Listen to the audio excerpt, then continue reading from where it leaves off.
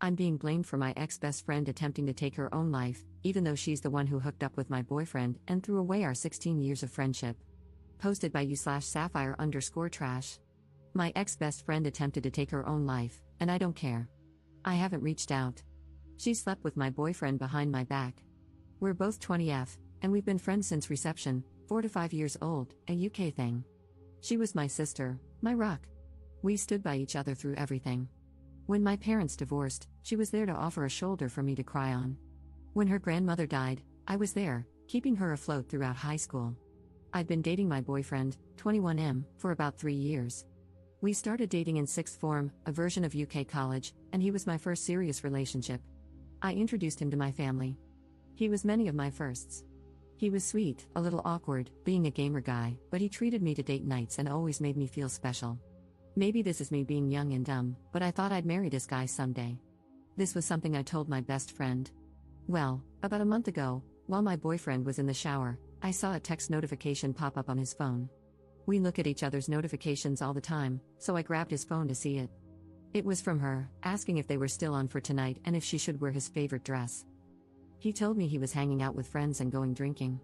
Him going drinking with friends wasn't unusual, so I never thought anything of it, but in hindsight, I wonder how much of him going out was with friends and how much of it was going out with her. I saved screenshots of their conversations. I sent them to myself. I showed him the messages when he came out of the bathroom and demanded he explain himself. I couldn't contain how upset, angry, and hurt I was. An argument ensued, where I told him he was disgusting, and I left his place. Shortly after arriving home, I started getting bombarded with calls and texts from my best friend. I answered none of her calls. I couldn't stomach hearing her voice, but her texts ranged from, "She never meant to hurt me. My boyfriend hit on her first. It didn't mean anything." Then it got angry, saying I should hear her out. If I was a real friend, I would take her calls. I'm being petty and childish for not listening to her side. Then back to sad, saying I was her closest friend in the world and she didn't want to lose me. My boyfriend was strangely quiet during this time. After a few days, I got myself together enough to send them both messages. Maybe it was cowardly, but I didn't have the strength to call them. I told my now ex-boyfriend that we were done and I wouldn't give cheaters any chances with me. He responded by trying to call me, but after the third or fourth attempt, he gave up. He sent me a final message saying it wasn't that big of a deal, that they just fooled around, but agreeing he didn't want to date me anymore. My ex-best friend was more persistent after I told her I wanted nothing to do with her. Day after day, I'd get messages and calls from her. Demanding to talk. Demanding we resolve this. Demanding I not say anything to anyone. Saying she's stopped seeing him. Saying she'll unalive herself if I don't talk to her. Really messed up stuff. I ended up confiding in a mutual friend about what was going on because I was seriously beginning to wonder if I was being a bitch. This friend reassured me that my feelings were justified. However, I wasn't expecting this friend to spread around what happened. The gossip spread like wildfire, and a few days ago, my ex-best friend tried to take her own life. I said nothing. I haven't visited her in the hospital. I haven't sent any messages to her family. Now her older sister keeps messaging me, telling me I'm a heartless bitch for leaving her at her lowest. For not trying to prevent this. That everyone makes mistakes and that her sister didn't intentionally hurt me. Maybe it does make me a heartless bitch, but I don't care. I'm relieved she survived, but I'll never forgive her. I'll never forgive her betrayal. She destroyed our friendship when she slept with my boyfriend. Commenter. Good, don't contact her or her family, that's done for.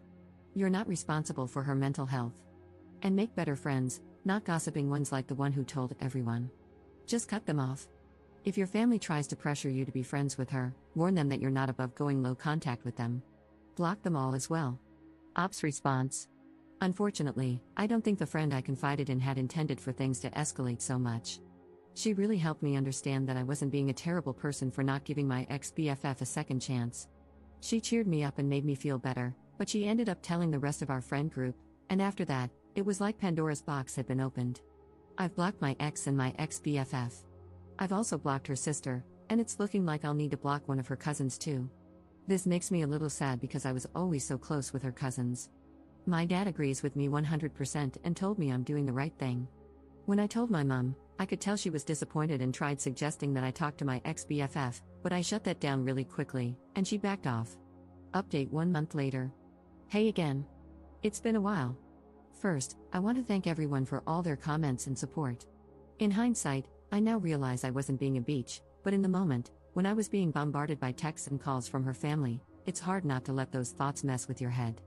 I didn't know if I was going to post an update, but some things have happened, so this might get a little long, sorry.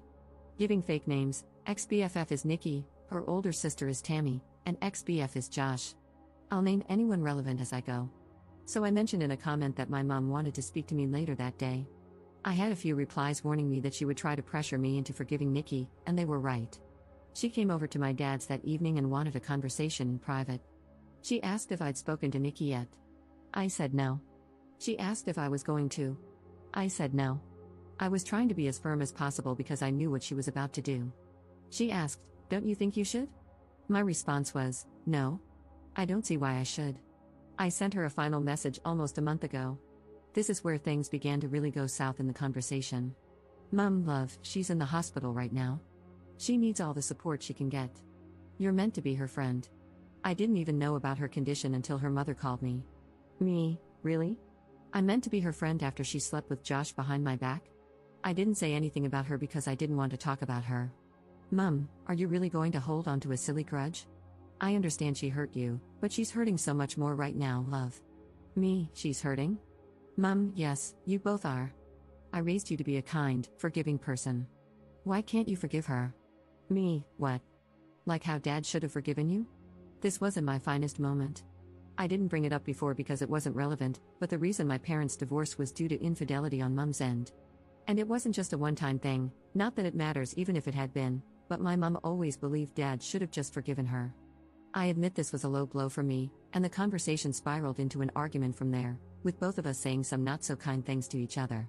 Eventually, I decided the conversation was over because we were just going around in circles and heading into yelling territory, so I told her to leave and said I'd try talking to her again when we'd both calmed down. When she was leaving, she said this, "I hope you're not as cruel as your father." I'm typically not an angry person, but this infuriated and hurt me. I lived 50-50 between my parents. They both made sure I had everything I could need or want, but she felt her situation and struggles were undeserved. Dad never helped with bills or payments that didn't involve me. She expected more. Cheaters always do. I didn't say anything when she left. I just blocked her number and social media accounts and cried. She cared more about the girl who had hurt her daughter than about her own daughter. She realized pretty quickly what had happened and came back the next day, but Dad told her I didn't want to talk to her, true, and she had to leave. It took maybe half an hour before she finally left. The next few days, she kept trying to reach me through other people, but I stayed silent. The Friday after my post, I decided I felt calm enough to talk to her and unblocked her. We spoke over the phone, which wasn't as exciting as the conversation above. Basically, it was her apologizing and telling me she was wrong for trying to force me to forgive Nikki, that she'd respect my decision, but she tried to suggest I think about it. I very firmly told her I was not forgiving Nikki. She just said, okay. Things didn't really feel the same with us. I couldn't bring myself to be as chatty with her as I was before, and it didn't help that she kept giving me updates about Nikki. The first time she did it, she told me Nikki had been put on a 72-hour psych hold, assessed, and eventually released. I told her I didn't want any updates on Nikki's situation. I wouldn't stop her from checking in, but I didn't want to be involved. She complained and said she thought I'd want to visit her, but I threatened to block her again if she kept pushing, and she shut up. Nothing was mentioned about Nikki for a couple of weeks before Mom again broke my boundary and brought her up, telling me about how Josh had stopped talking to her, and how Nikki needed a shoulder to cry on. I again told her I didn't want to know, and this was her last chance not to bring her up or I would cut her from my life. She complained again but eventually promised it wouldn't happen again. Maybe I should have learned from my mistakes because I know my mother. She doesn't take no for an answer. It was really quiet for a while. My friends and I had all basically carried on from what happened, and even though I know a couple of them still occasionally talk to Nikki, they never bring her up around me or tell her, I hope, how I'm doing. I thought I could finally close this chapter of my life, but nope.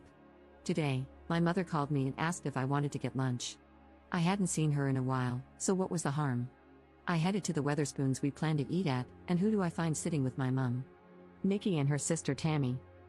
As soon as Nikki sees me, she gets up and tries to hug me, but I just raise a hand and take a step back, and this girl has the audacity to look upset. Mum immediately knows she's effed up because she's scrambling with all the excuses. It hurts to see you two fall apart like this, you were so close. I thought you'd forgive her by now. And my favorite, she made a mistake, she misses you. During this time, Nikki has been quiet, and I can see Tammy glaring at me.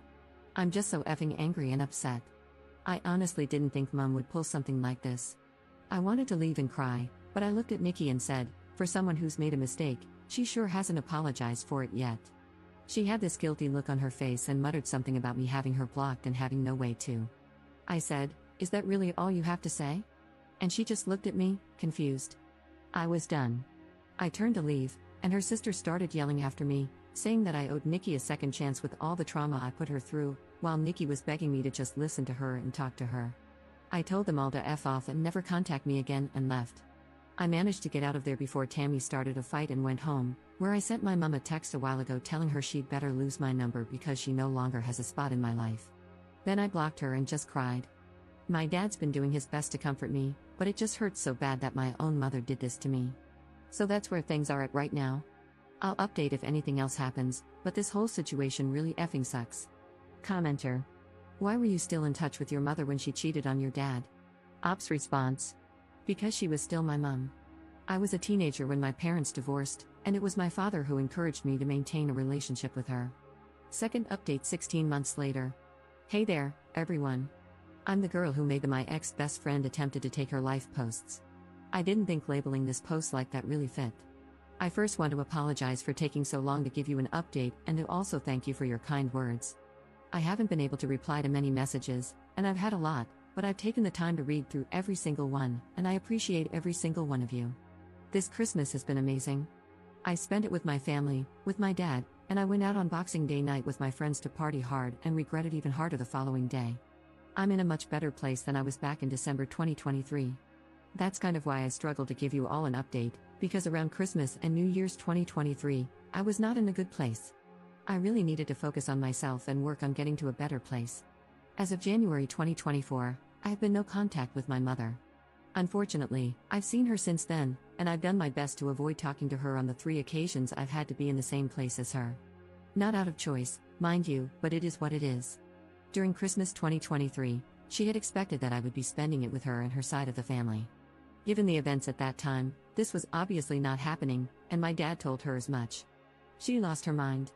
She refused to take no for an answer leading up to Christmas, to the point that Dad and I left for my paternal aunt's house on Christmas Eve to spend the night there. According to a neighbor, my birth giver showed up pretty early in the morning to catch us leaving, but was irate to learn we already weren't there. Thankfully, my aunt had moved house quite recently, so my mother didn't know the new address.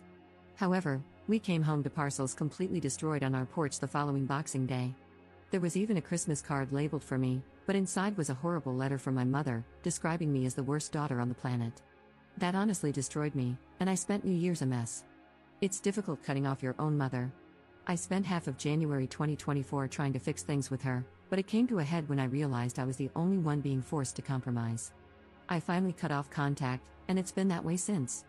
There's been more between then and now, but I think those are incidents I'll post on my Reddit page or in the comments of this post to prevent it from getting too long. In terms of Nikki, I've heard she's doing better.